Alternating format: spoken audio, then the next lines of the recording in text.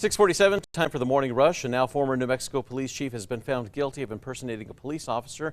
This comes after he pulled over a driver outside of his jurisdiction. In 2021, then Loving Police Chief Frank Mathola pulled over a man in Carlsbad in his marked police unit and tased him. Mathola faces more than a year behind bars. A sentencing date has not been set.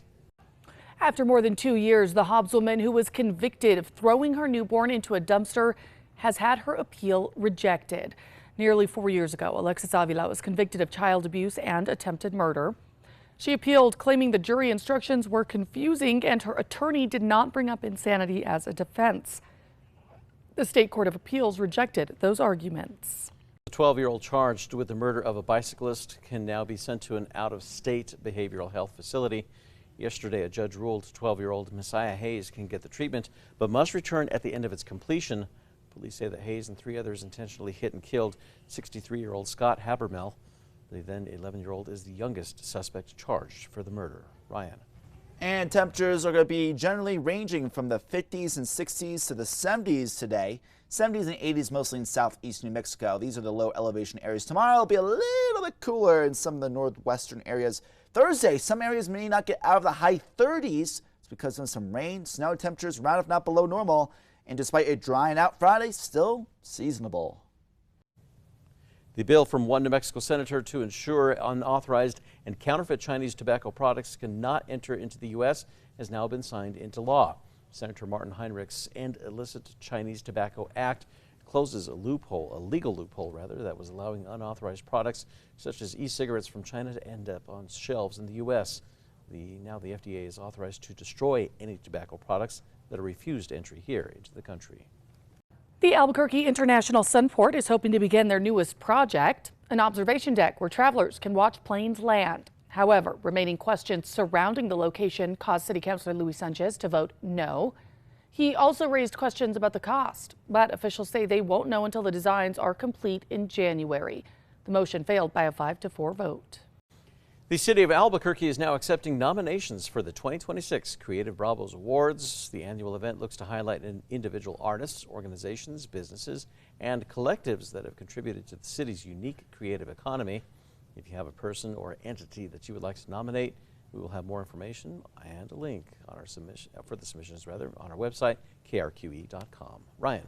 Snow has been falling into the northern mountain communities. We've dried out a bit since, I would say, yesterday afternoon for most areas. Wolf Creek, 7 inches of fresh snow in your opening day, the 22nd. So it's this upcoming weekend, as well as Purgatory at the opening weekend this weekend.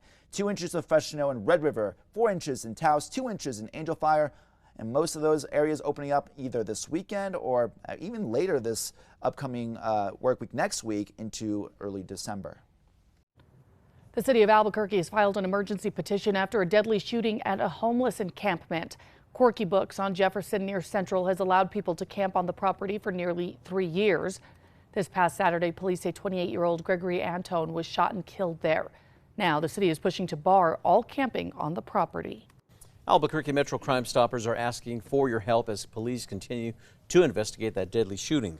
Surveillance footage near KRQE Books shows an unknown man leaving the area after he appeared to shoot in the direction of Gregory Antone. Detectives are now seeking information that anyone may have about the man. If you know anything, you're asked to call 505-843-STOP. A Santa Fe store that sells items made by prison inmates is celebrating its first year in operation this month. The idea for Old Gumby's Country Store was born out of seeing all of the beautiful craft work coming from correctional facilities across New Mexico. The revenue goes back to incarcerated artists, their facility, or into restitution funds. Ryan. And taking a look at traffic right now, we do have mostly clear conditions, but there's one thing to look out for: a large police presence at Unser and Ladera, causing a bit of a backup in that area. So if you're going to be out in that area around the commute, just want to try to have an alternate route there. There's also a crash at 98th and Sage that could cause a backup. Again, you may want to avoid that area. The Big Eye looking mostly good right now, but again, just a couple of areas of interest to watch and more updates to come.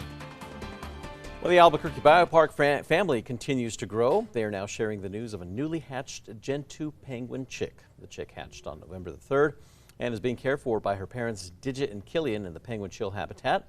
The biopark says once it's a few months old, the blood sample will be collected to determine the gender.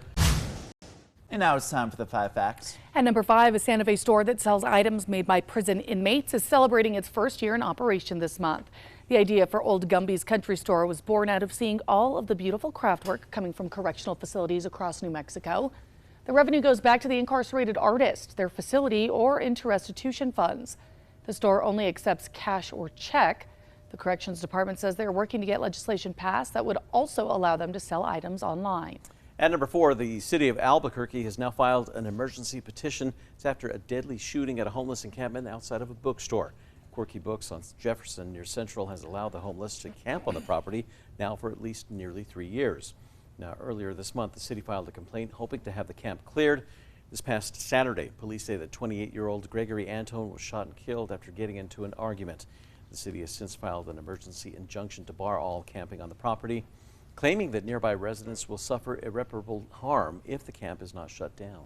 And at number 3, our next storm system is on the way, and it'll start to approach late tonight, tomorrow into Thursday, even lasting to parts of the northern and eastern areas on early Friday. And with this plenty of moisture moving on through, we're going to be seeing some rain, snow, colder air, and some wind. At number 2, the Albuquerque International Sunport is hoping to begin work on their newest project. That's an observation deck where travelers can watch planes land. However, unclear costs and remaining questions surrounding the location caused City Councilor Luis Sanchez to vote no on the motion.